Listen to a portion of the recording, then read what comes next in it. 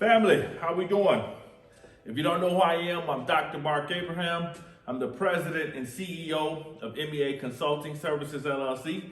We are one of the fastest growing consulting companies in the country. What we do is we specialize in training school leaders to lead with a primary focus on increasing graduation rates for young men of color. The state for black and brown young men academically is that black young men and brown young men have the lowest graduation rates in the country, have the lowest reading levels in the country. But it's my visceral belief that black males, because of the strategies that we teach principals and that we give to superintendents and school leaders around the country, that the strategies you employ, they will transform your school, and black males and brown males can graduate high school at 80, 90, and 100%. If you didn't know, we have a book out right now called What Success Looks Like, Increasing Graduation Rates for Young Men of Color. It's on Amazon. Pick that up today. It is a game changer. There is no reason why there should be failing schools in these United States of America. With the strategies that are provided in that book, I promise you, apply the strategies, 10 steps, apply them, your graduation rate will skyrocket. If you need more support, you know I am here for you. You can Facebook, Instagram me, tweet me, Snapchat me. Well, I don't got a Snapchat, but text me. Any way you need to get in contact with me, email me. I will be there for you. So today, we're talking to our principals. It's April. There's a lot that has happened in the country. There's a lot going on. And the principal is at the helm of all of this, right? The principal is at the helm of everything that's going on. They are so responsible for the school, the local school building. It rests on the shoulders of the principal. So our principals have to be equipped and provided with strategies so that they can be successful every single day that they show up in that building. I know it's a lot of weight, principals, but it is the job we signed up for. CDC is now saying that we're going from 6 feet to 3 feet, saying it's possible.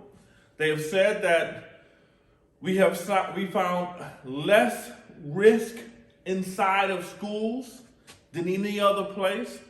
President Biden courageously is saying that he wants schools to be back in session this year.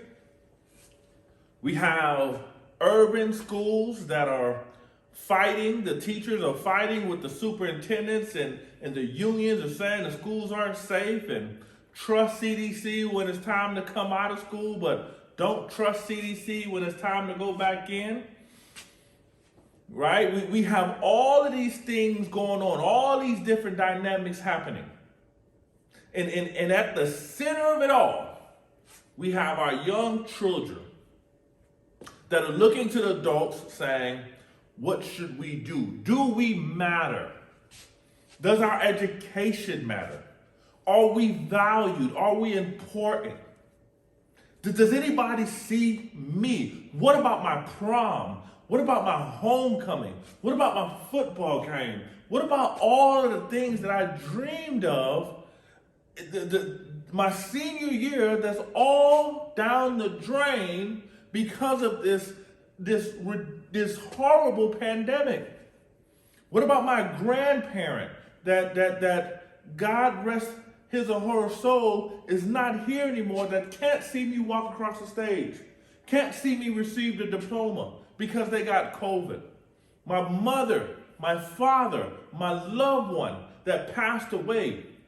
Over 500,000 people, I think the last report was, died because of this disease.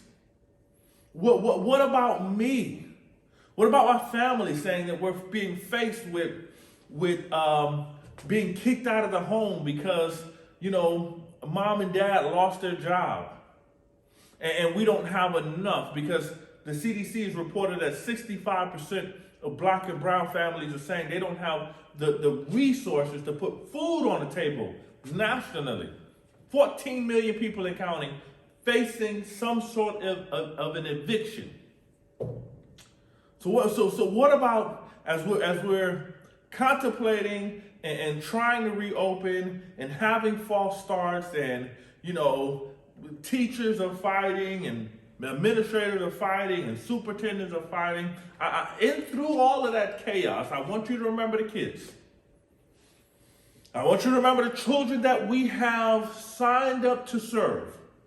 I want you to remember our oath that we have taken to educate children. So principals, all of this going on, it's April.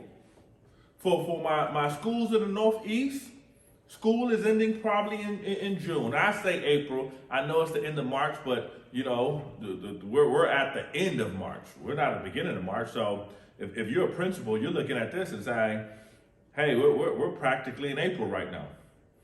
April is upon us. So it's April. How many more months of school? How many more weeks of school do you have? So today I'm talking to my middle school and high school principals. I'm talking to the admin team. I'm talking to the assistant principals. I'm talking to the principals. I'm talking to the superintendent. We're in April right now. What should we be doing? What should we be focused on right now? I told you, number one, kids should be at the center of our focus.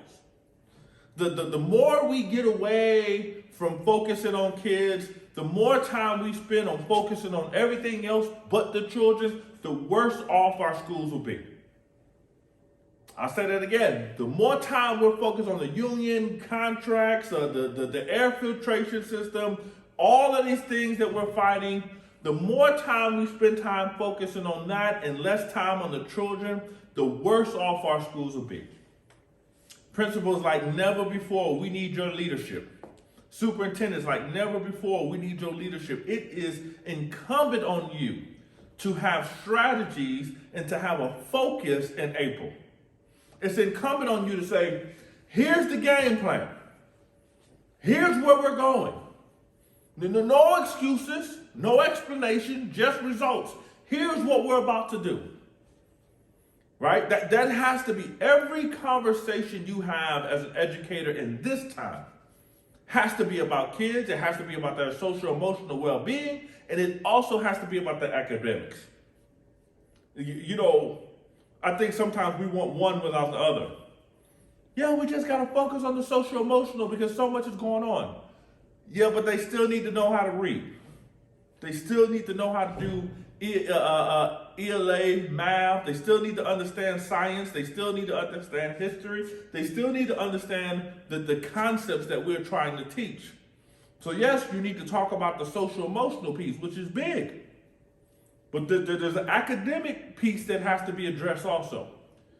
Think about it. If you're a kid and you came into school and you were already at an academic deficit and you have missed about 2 years of school, give or take, you're behind academically. There's really a lack of confidence. And we can say what you want to say, folks. Come on, let's not even have this conversation. Listen to me. We all know that online distance learning is not the same as in person. We know that the differentiation of the instruction is not the same. Right? Can we at least agree on that point? Right? That it is not the same. So we got to stop pretending as if it's the same and stop playing games and stop saying, oh yeah, they're getting the same type of education. They're not. They're not. Because if that's the case, we might as well just put kids in front of computers and let them learn themselves and press buttons. It is not the same instruction. And do not devalue yourself, educators. Do not devalue yourself, teacher, madam teacher, Mr. Teacher, and say it's the same. Right? And I understand we're tired. I understand we're tired of doing this. I understand it's Zoom. We zoomed our life away this last year and a half. But we're in April. And right now, if you haven't taken your spring break vacation, take that. If you have taken your spring break vacation, you're back, right? This is the time, though, I need you to dig deep within yourself. And every single day, I need you to come with that passion. I need you to come with that fire. You only have a short period to do this. So I'm talking to teachers, administrators, superintendents. Right now, this is the time I need you to find it deep within yourself.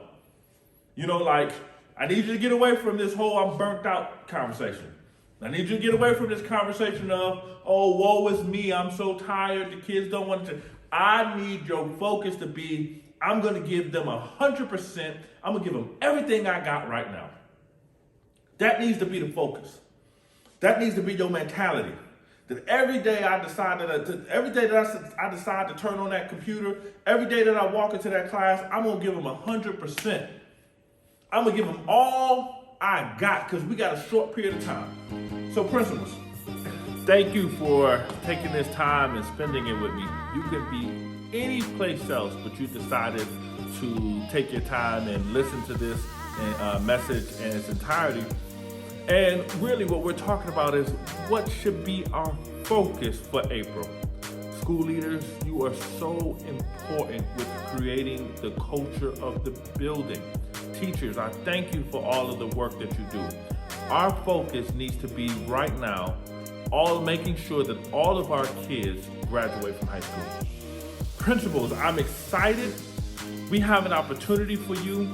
We have a leadership institute. My company has partnered with Madai College, and we're providing leadership teams around the country with an opportunity to work with me and an associate who's a former superintendent of mine, and we are creating and helping principals to have a phenomenal reopening plan. School will be in full session next year, and I want everybody to have a successful reopening plan, a plan that says we are accounting for all of the needs of our kids.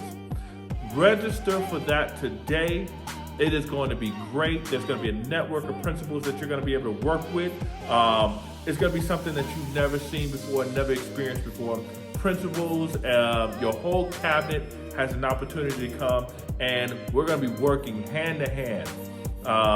So register today or email me. I'll get you the information. It's going to be great. What should we be focusing on right now? It's April. We need to be focusing on graduation rates. Until the next time, this is Dr. Mark Abraham. I appreciate you. I love you. Peace.